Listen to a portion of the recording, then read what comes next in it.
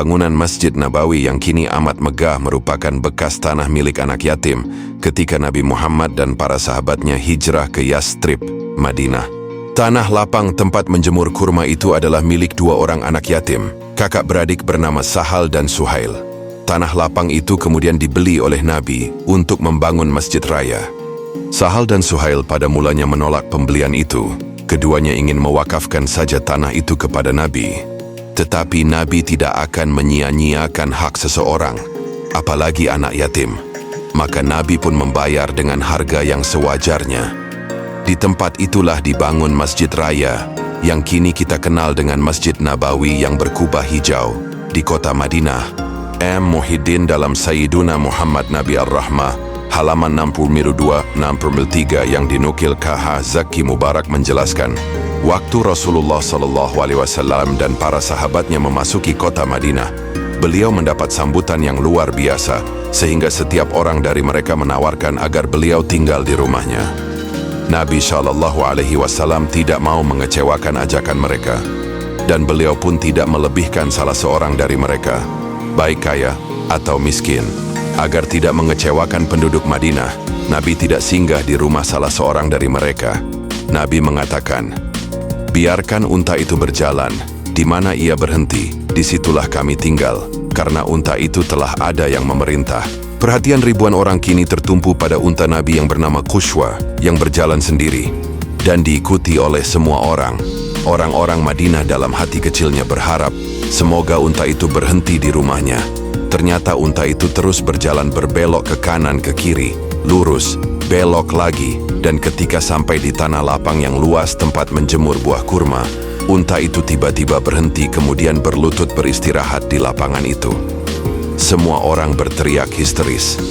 Dengan rasa haru dan bahagia mereka mengatakan, di sini kami akan bangun masjid Rasulullah SAW. Nabi ikut serta secara langsung dalam pembangunan masjid, membuat dinding lumpur di atas fondasi batu. Pelepah kurma digunakan untuk menutup sebagian atap. Awalnya masjid itu memiliki 3 pintu dan menghadap Masjid Al-Aqsa, kiblat pertama, sebelum diubah menghadap Ka'bah di Mekah. Di bagian belakang masjid ada tempat yang teduh untuk menampung orang miskin dan orang asing, namanya Al-Saffa.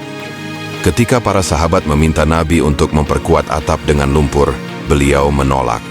Lantai masjid tidak ditutupi dengan apapun hingga 3 tahun kemudian. Luas awal masjid adalah 1050 meter persegi sebelum diperluas menjadi 1400 meter persegi atas perintah Nabi ketika beliau baru kembali dari Khaybar, 7 tahun sesudah hijrah. Lokasi rumah Nabi awalnya berada di samping masjid dan di sanalah Nabi dan para sahabatnya wafat dan dimakamkan di ruang Aisyah. Ketika Nabi Muhammad wafat, para sahabat berunding di mana Nabi akan dimakamkan. Abu Bakar memberitahu, Nabi pernah bersabda bahwa para nabi dimakamkan di tempat di mana Allah mencabut nyawa mereka. Maka, Nabi pun dimakamkan di kamar yang menjadi ruang bagi istrinya, Aisyah.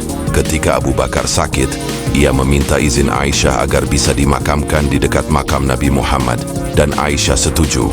Umar bin Khattab khalifah kedua juga mengajukan permintaan yang sama, dan Aisyah, yang merupakan anak Abu Bakar, juga mengizinkan.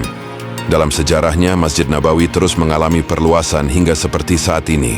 Lokasi rumah Nabi Muhammad, yang semula berada di samping Masjid Nabawi, juga telah menjadi bagian masjid. Di rumah itu jugalah Nabi Muhammad SAW wafat serta dimakamkan, bersama 2 sahabatnya, yaitu Abu Bakar Ash-Shiddiq radhiyallahu an dan Umar bin Khattab radhiyallahu an. Wallahu alam bisyawab. Semoga bermanfaat buat sahabat lencana.